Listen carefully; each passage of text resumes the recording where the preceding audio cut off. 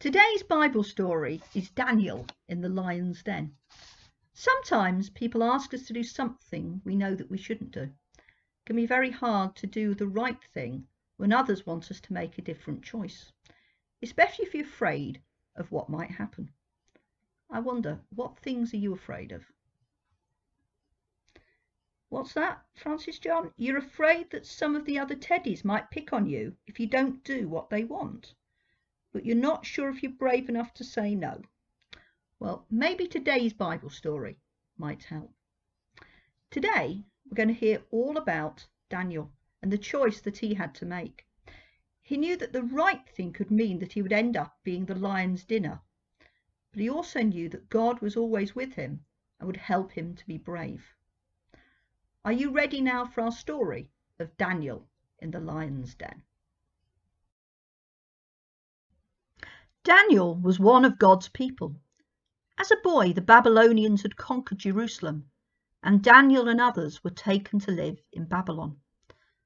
Daniel had worked for the kings of Babylon ever since, but he never forgot that he was one of God's people and that God was always with him.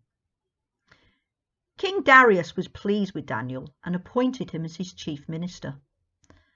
The other ministers were jealous of Daniel and wanted to find something he'd done wrong so that the king would get rid of him. But they could not find anything to complain about. Then they decided on a plan. The ministers went to King Darius. "Oh, King Darius, may you live forever.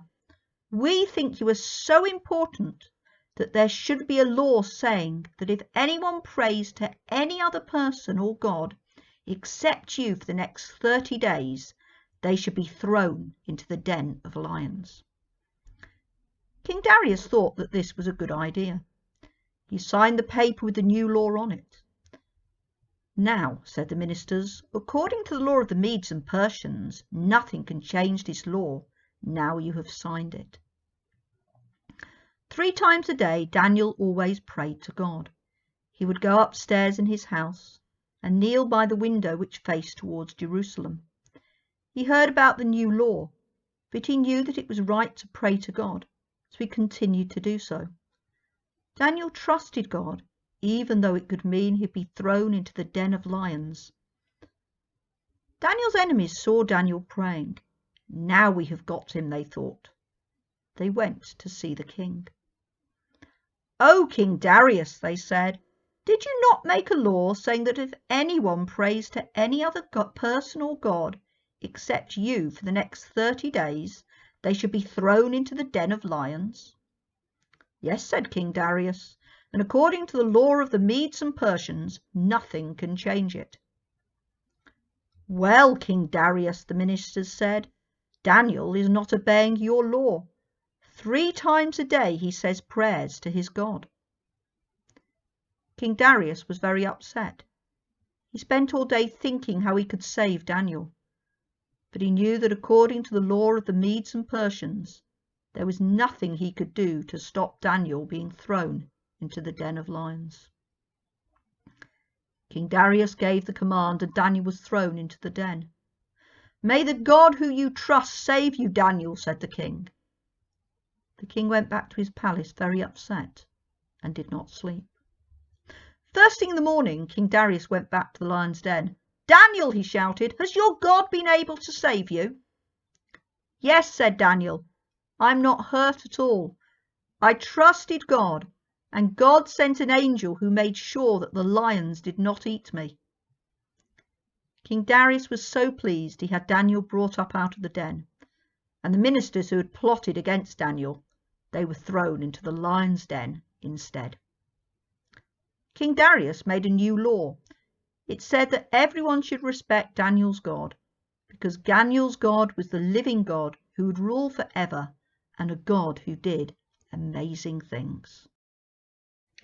In our Bible story, we heard how Daniel trusted God to make him brave and to help him to do the right thing.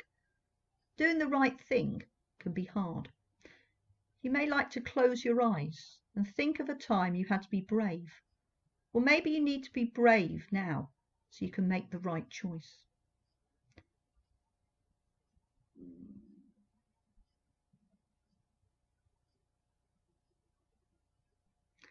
I'm going to say a prayer. And if you want it to make it your prayer too, then please say Amen at the end after me. Dear God, Daniel trusted you and you helped him to be brave. Please help me to be brave and do the right thing, even when other people are trying to get me to do what is wrong. Amen. What's that, Francis John? You think that Daniel was very brave, and you're going to ask God to help you to be brave and stand up to your friends. Well, that's good. And if you need any help, please ask.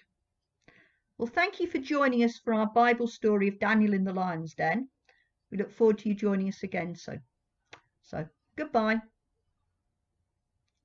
and God bless.